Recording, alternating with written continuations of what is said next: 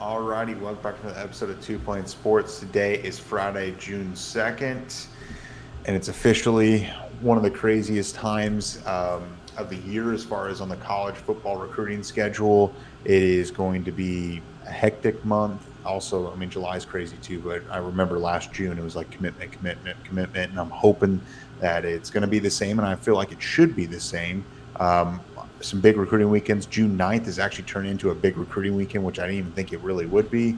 Then you got the ChampU barbecue on June 16th, and then the party in the Palace later in July. So today's episode, we're going to be talking about a little bit of OU softball. Then we're going to be talking a little bit of the SEC schedule, staying at 8 games in 2024, and then some updates as far as some OVs from a 2024 5-star defensive back coming on campus on June 9th, another defensive end just coming on ChampU barbecue, and some other things like that. And Oklahoma also made a top 6 for one of the best defensive linemen in the country. So a lot of good things, a lot of things to talk about. But before we get into it, be sure to like the video, subscribe to the channel, turn the notification bell on. Follow us on Twitter, Instagram, Facebook, Apple, Spotify, and TikTok. Everything's linked in the description below. So I'll just start off with the softball game, considering as we're recording this is Wednesday and it just happened. OU goes up, takes the game 1-2-0, and Jordy Ball pitches a complete game, fantastic. 7 innings, 11 Ks, gave up no earned runs, gave up 1 walk. I mean, she was incredible. And then, on the other side of the diamond, I mean, their freshmen pitched really well for Stanford, and they've made it really competitive.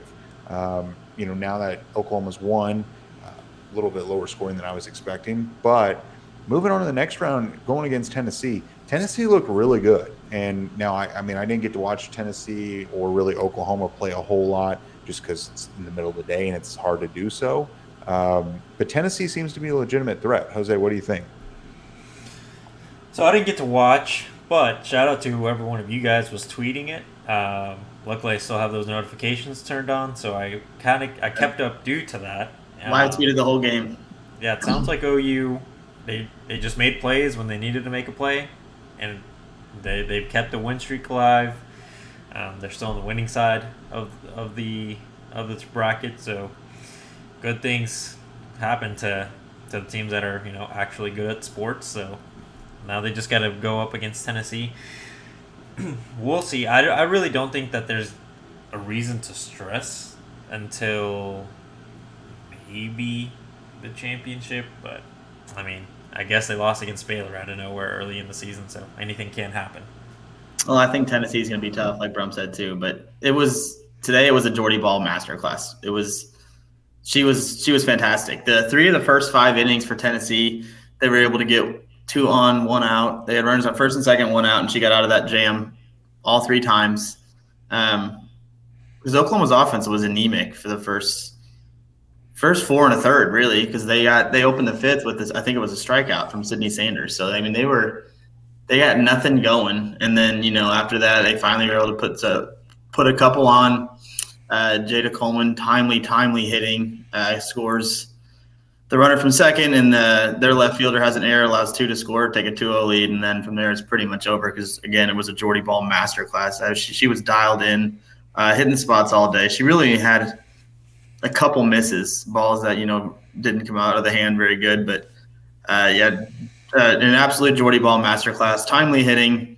Not the game you really expect to see out of OU softball with the low scoring, but you got to credit Kennedy for that. She was also lights out, but look forward to watching Saturday. I'll be live tweeting again.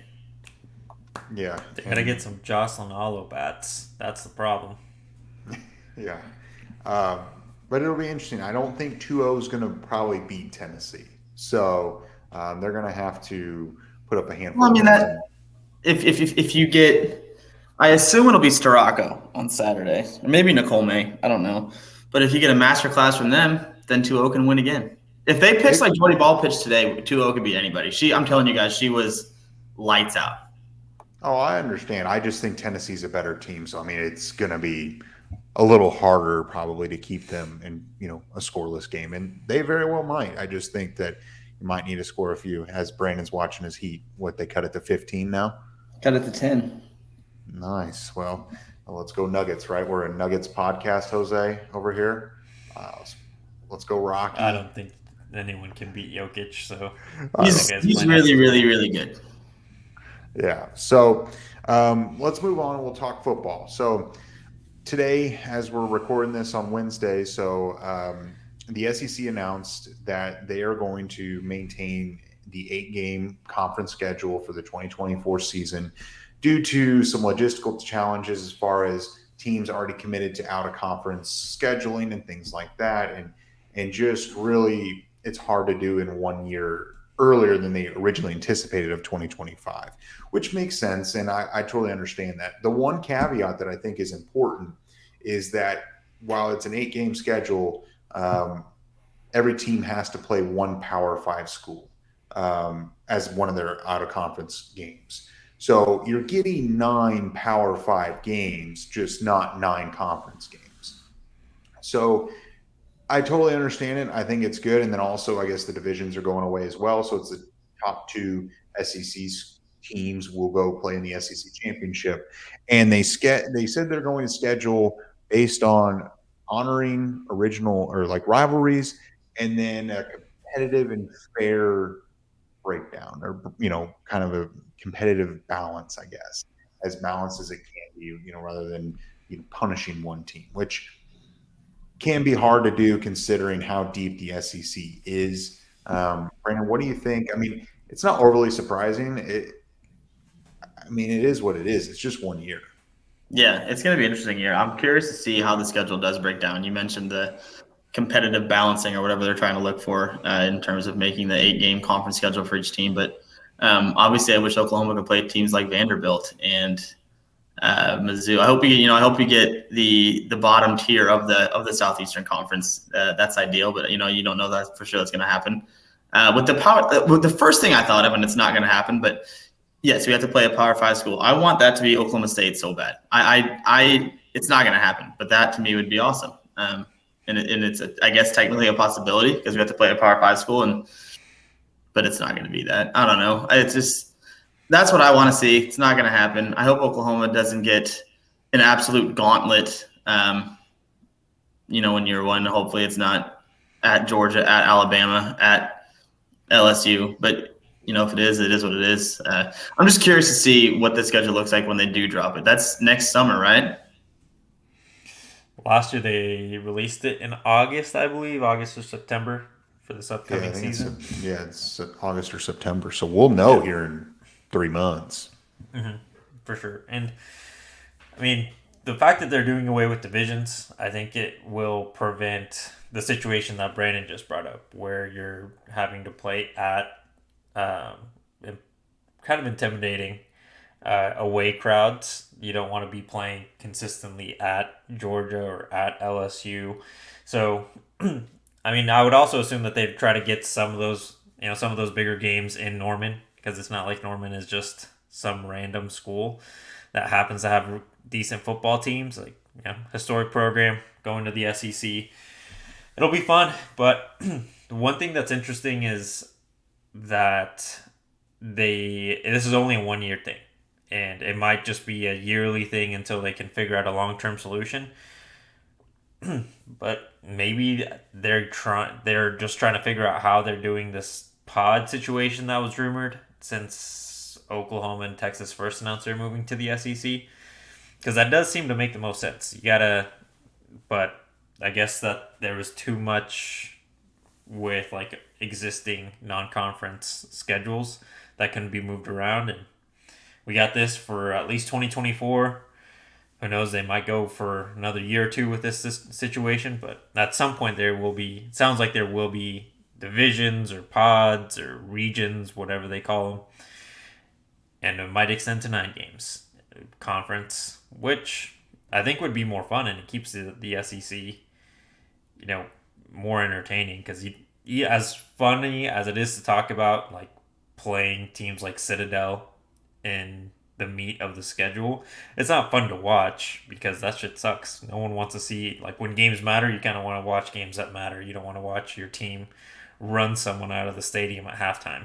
Pretty sure the Citadel was once upon a time up or tied with Alabama at halftime, though. They were.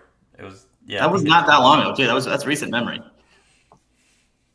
Yeah, but we're also not one to talk considering some of our experiences with some out of conference games too. But looking at what's already scheduled for the 2024 season, the only two teams that are scheduled are Tulane and Temple.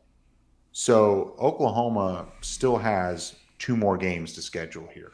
So I'm curious to see who is that Power Five school, or do they schedule two?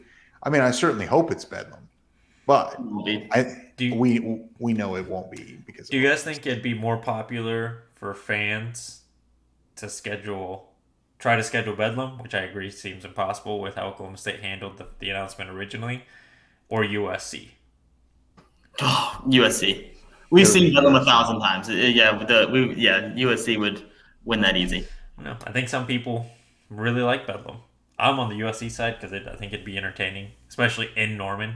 Dude, if it was in Norman, Lincoln Riley better bring the Secret Service, better bring everything he can possibly bring, because there's going to be some people who are headhunting, literally. I don't think USC would do it. I really. It would also be. I wonder what the Big Ten's doing for him, but yeah, I agree. I don't think. Well, especially with the AD situation. Who knows? Maybe Lincoln Riley's not there for much longer. Yeah, so I don't. That would be dope. Yeah, it's interesting to see. I'm really curious to see who Oklahoma schedules, because at the end of the day, it's 2024. Normally, a lot of times these games are scheduled 3, 4, 5, 6 years out. You got to get something next year, just like that this year we had to get rid of Tennessee off of our schedule and get SMU. So it'll be interesting to see who they can get, and picking up two more out of conference games, and maybe they'll pick up someone in the Big 12. Maybe they pick up like an Iowa State, or they pick up I don't know, maybe even Cincinnati or someone like that. Not Kansas State. Colorado. I think they should pick up UCF, because having another game that you potentially have to go to in Florida. Then we can go to Disney World after. Yeah, exactly.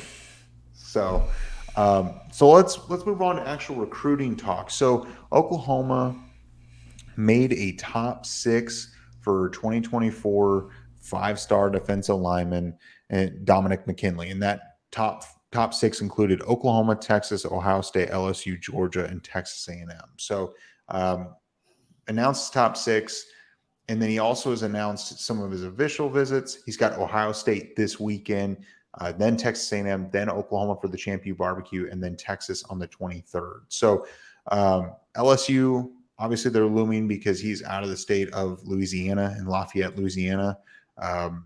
Oklahoma, seems to be a legitimate threat here. It's still kind of far-fetched for me to imagine that he'll be in part of this class just because he's out of the state of Louisiana, and LSU is hard to beat in recruiting, but it seems like that there is a chance, and I think it could end up happening. Obviously, officials will dictate most of that, but Jose, what do you think?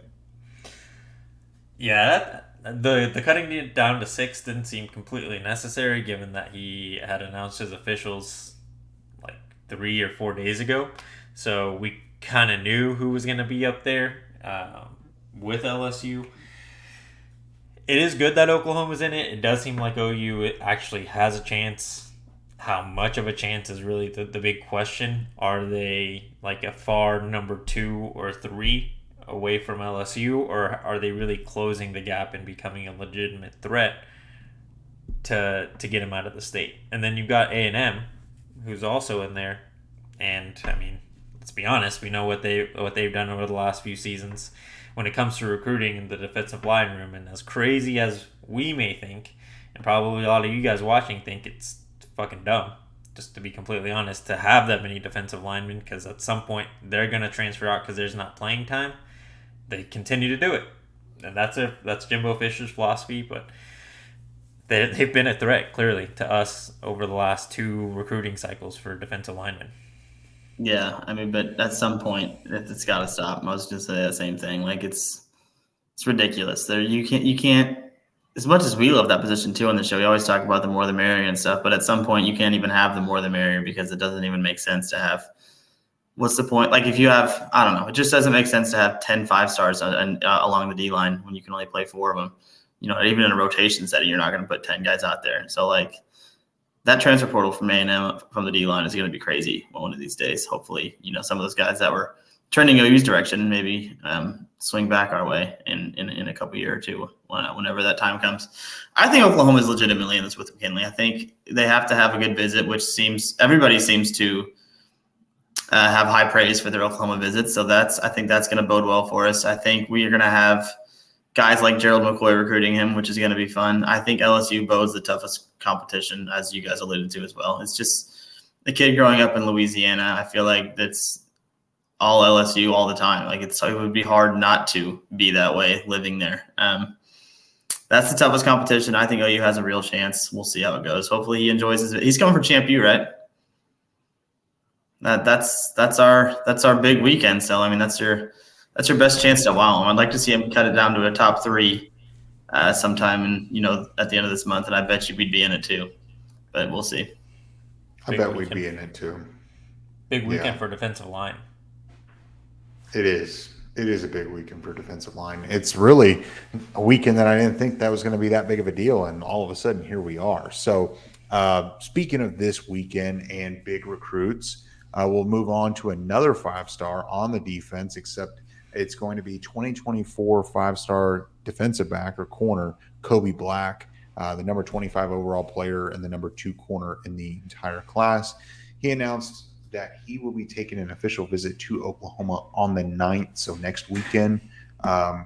Again, this, a part of our 7 5-stars that we predicted to be in this 2024 class, he was one of them.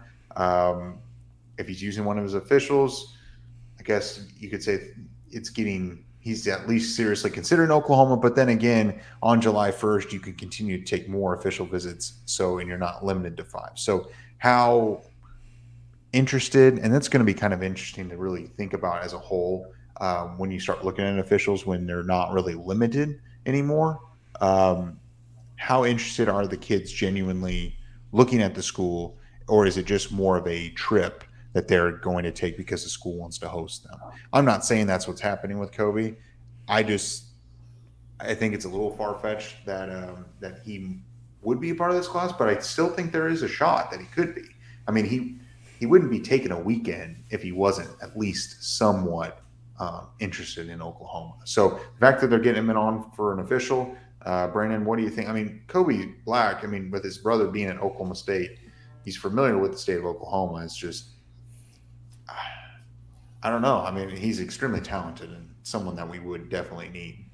I think the official means a lot for us still, even though, as you mentioned, like these kids have more officials to take and stuff. But Norman, Oklahoma, no matter how many official visits you have, is not. I always talk about the vacation thing. Norman, Oklahoma, as much as we might love it, as much as the viewers of the show might love it, it's not a dream vacation destination. If he was taking official visits to Hawaii or Miami, I talk about Miami all the time. If he was taking his OVs to, some tropical place, that is more of he's just using this OV for a vacation. You're not using an OV to go vacation in Norman. The interest is legitimate there. And that goes back to Jay Valai and Brandon Hall. I think Jay Valai has done a hell of a job. We always talk about the defensive line recruiting and the offensive line with Bill Bedenbaugh. Jay Valai, we bring it up sometimes, but I feel like he, for the most part, goes under the radar for how good of a job he's done with some of these defensive backs he's brought in. I think he's going to put us right in the mix with Kobe Black. It's going to be interesting. It's going to go down to the wire.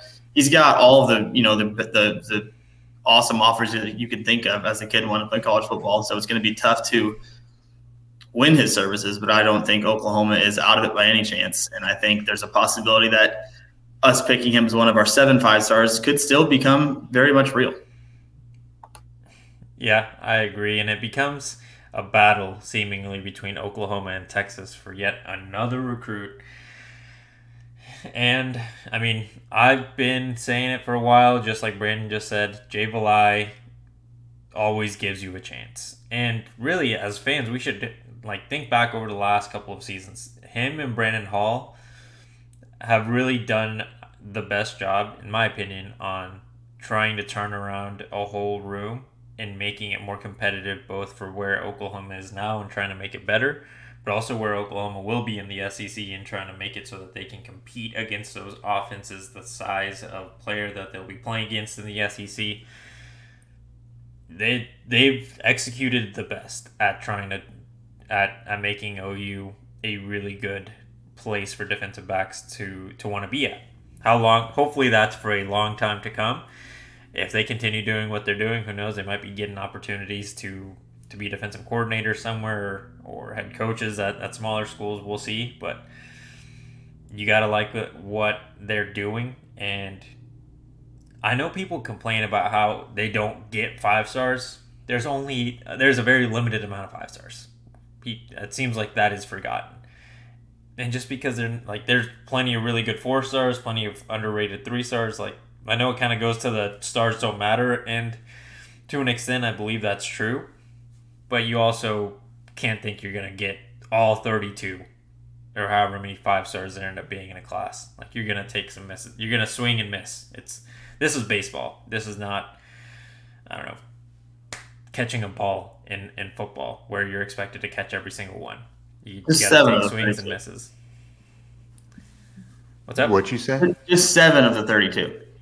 Just 7 of the 32. Just 7. Yeah, we just need just shy of 25%.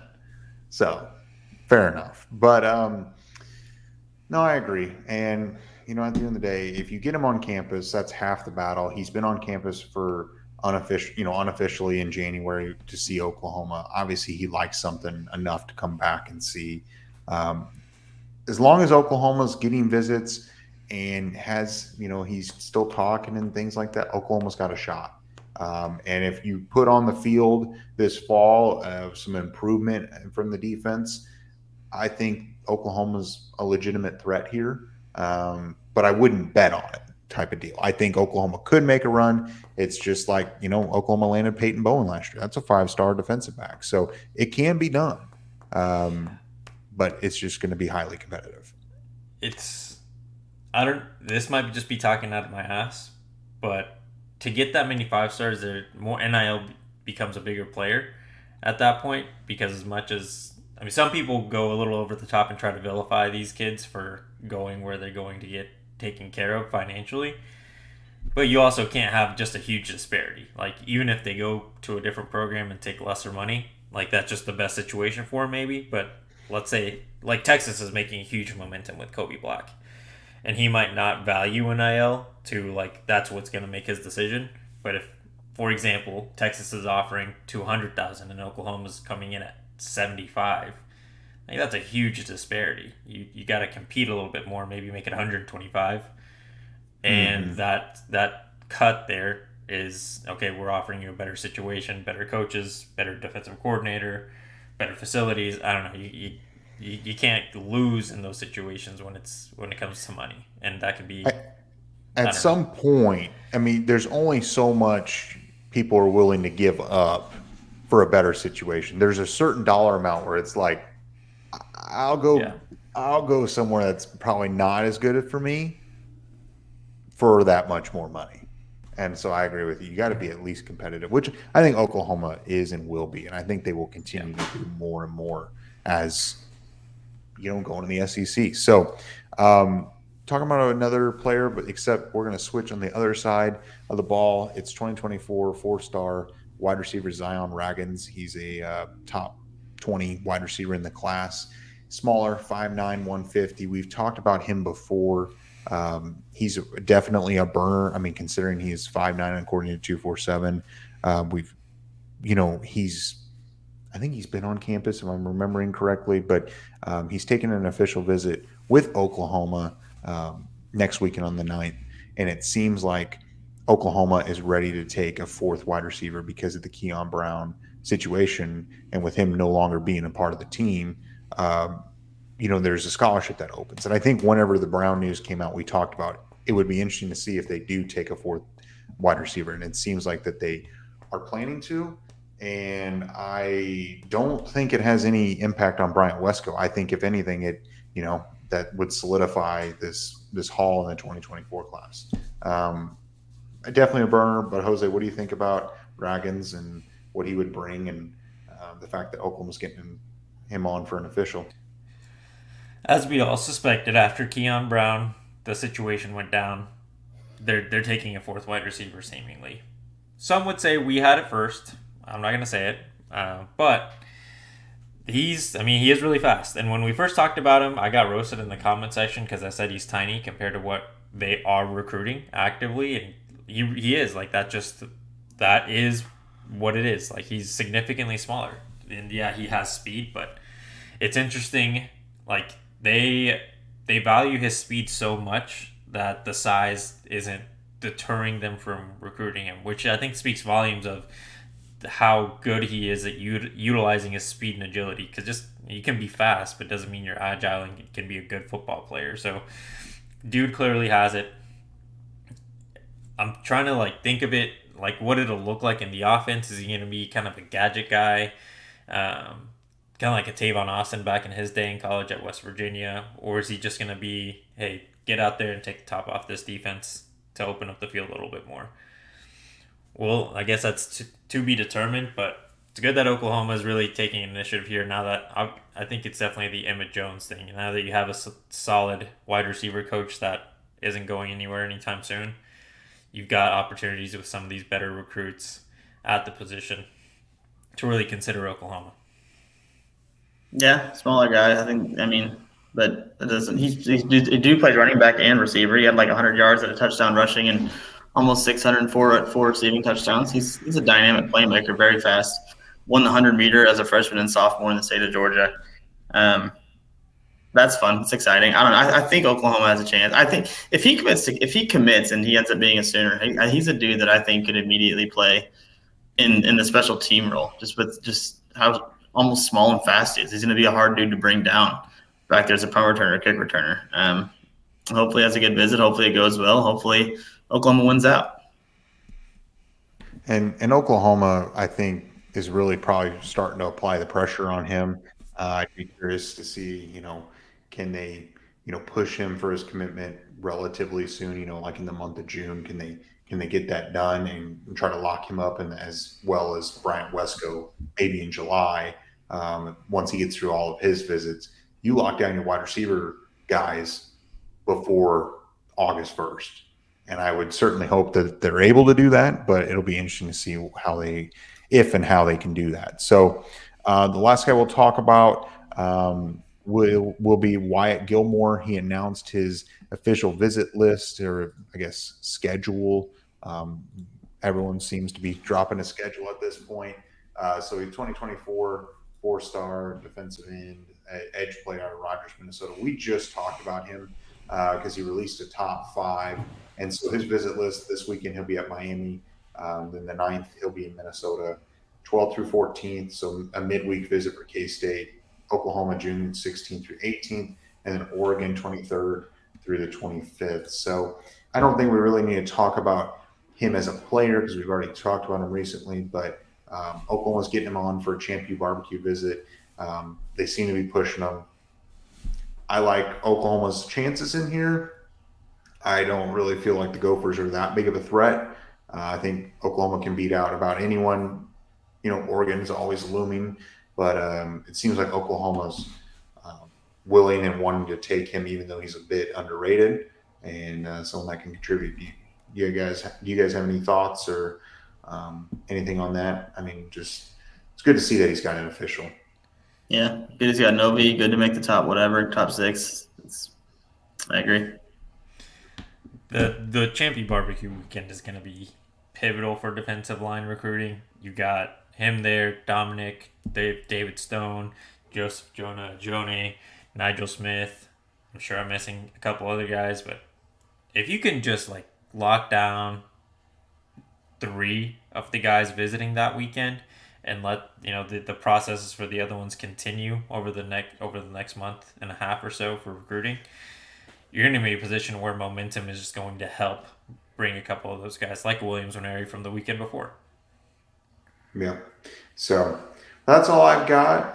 Definitely a lot of stuff starting to heat up now that we're in the month of June. Brandon, do you have an individual challenge? What's your dream vacation? I talk about that with the groups all the time on OVs. What is yours? What is your dream spot? We'll do that. Dream vacation. That's a good one. I think mine would be Bora Bora. I think that'd be pretty cool. So, Jose, do you have a dream vacation? Italy. Okay. All right. Well, if you made it this far, be sure to like the video, subscribe to the channel, and turn the notification bell on, and follow us on Twitter, Instagram, Facebook, Apple, Spotify, and TikTok. Everything's linked in the description below. And be sure to comment saying "Go Nuggets." Brandon would appreciate that one. And we'll catch you guys next week.